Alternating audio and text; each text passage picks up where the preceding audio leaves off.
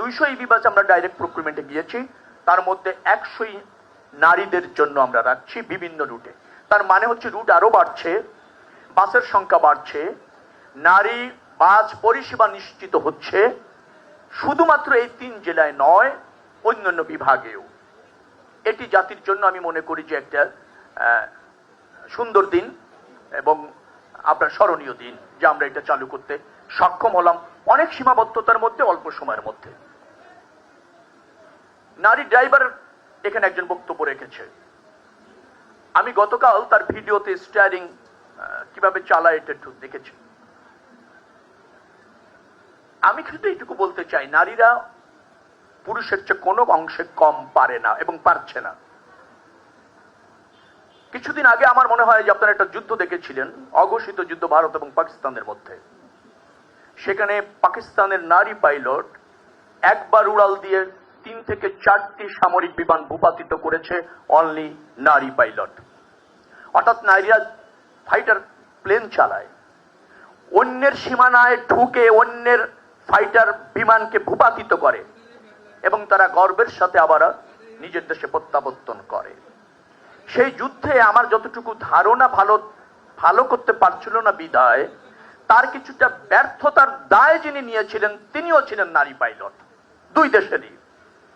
অর্থাৎ এত বড় একটা মর্যাদার লড়াই যখন হচ্ছে, 2 দেশের 2 নারী তা ফেস করছে। এইরকমের সম্মানিত আমাদের নারীরা, এতটা সাহসী আমাদের নারীরা। মুক্তিযুদ্ধে তারা জীবন দিয়েছে, খেতাব পেয়েছে। তখন তো আরো বেশি ব্যাকওয়ার্ড ছিলাম আমরা। আপনি যদি সেই 70-এর কথা বলেন, তখন নারীদের বাইরে আসা, নিজের মতো করে পেশা পছন্দ করা, সম্মুখ সমরে গিয়ে অস্ত্র ধরা কঠিন ছিল, করেছে তো আমাদের নারীরা।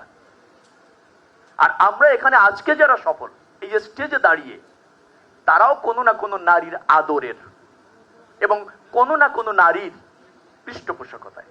অর্থাৎ আমরা সেই নারীদের জন্য রাষ্ট্রীয় অর্থনীতি, রাষ্ট্রীয় ব্যবস্থাপনায় একটা নিরাপদ স্বস্তির যাতায়াত নিশ্চিত করতে চাই, সহ অবস্থান নিশ্চিত করতে চাই। সেই জায়গা থেকে এই উদ্যোগ, এটা এই সরকারের অঙ্গীকার এবং আস্তে তা বাস্তবায়ন হতে চলেছে। আমি যেটা অঙ্গীকার করতে চাই, এই মন্ত্রণালয়ের মন্ত্রী হিসাবে, বিআরটিসির চেয়ারম্যান এখানে আছেন, যোগাযোগ সচিব আছেন, যোগাযোগ প্রতিমন্ত্রী আছেন, চ্যালেঞ্জ যেটা হবে সেটা হচ্ছে এই সেবাটা উত্তর আরো কিভাবে মানসম্মত করা যায়, আরো কিভাবে নারী বান্ধব পরিবেশে নারী যাত্রীদেরকে উৎসাহিত করা যায়। যে লক্ষ্যে এটা আমরা আজকে উদ্বোধন করছি, সেই সেবাটা যাতে অব্যাহতভাবে ক্রমান্বয়ে সমৃদ্ধ হয়, সে ব্যাপারে আমাদেরকে ঢেলে সাজাতে হবে বিআরটিসি কে। অর্থাৎ অপারেশনে যারা থাকবেন তাদের মধ্যে অনেক পরিবর্তন যারা আছেন দরকার হবে, মননে এবং আপনার কর্মে। এট দ্য সেম টাইম যদি নারীদের জন্য এই যাত্রা বান্ধব বাস, স্পেশাল বাস, সেটা আমরাকে প্রতিষ্ঠিত করতে চাই। আমরা কিন্তু চাই না, অনেক উদ্যোগ এর আগে হয়েছে, মুখ থবড়ে পড়ে গিয়েছে।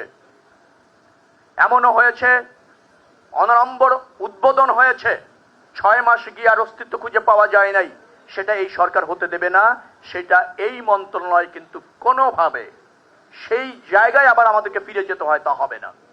যারা এখানে কর্মকর্তারা আছেন বিআরটিসির এবং যোগাযোগ মন্ত্রণালয়ের, ডেফিনেটলি আমি তাদের উদ্দেশ্যে বলতে চাচ্ছি, আজকে যে সেবাটা আমরা পাবো, 2 মাস পর এই সেবার মান আরো বাড়াতে হবে।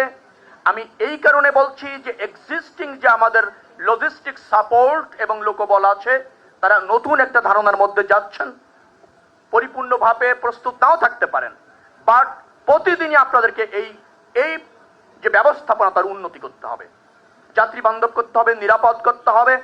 নারী যাত্রীরা যাতে সেখানে চড়তে এবং যাতায়াত করতে স্বাচ্ছন্দ্য বোধ করে উৎসাহিত হয়, সেটি করতে হবে। তার জন্য যা যা করা দরকার সরকার করবে এবং আমার এই মন্ত্রণালয় দায়বদ্ধ থেকে করবে। এই কারণে বলছি, আমাদের প্রচুর সাংবাদিক বন্ধুরা এখানে আছেন, নিশ্চয়ই তারা আশা করেন যে এই উদ্যোগটা যাতে টেকসই হয়। উদ্যোগটা সময় উপযোগী এবং প্রয়োজনীয়, কিন্তু এটাকে ধরে রাখা, টেকসই রাখা, সমৃদ্ধ করা, প্রসারিত করা, সেটা চ্যালেঞ্জ। কিন্তু সেই চ্যালেঞ্জ নেওয়ার জন্য এই মন্ত্রণালয় প্রস্তুত আছে, আমি সহ আমার টিম প্রস্তুত আছি।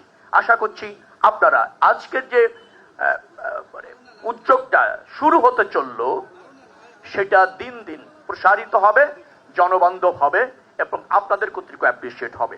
আজকে যারা এখানে উপস্থিত হয়েছেন এই অনুষ্ঠানে, সবাইকে কৃতজ্ঞতা। আপনারা এই সরকারের অগ্রযাত্রার সাথে থাকুন এবং যেখানে ভুল ত্রুটি আছে আমাদেরকে শুধরে দিন।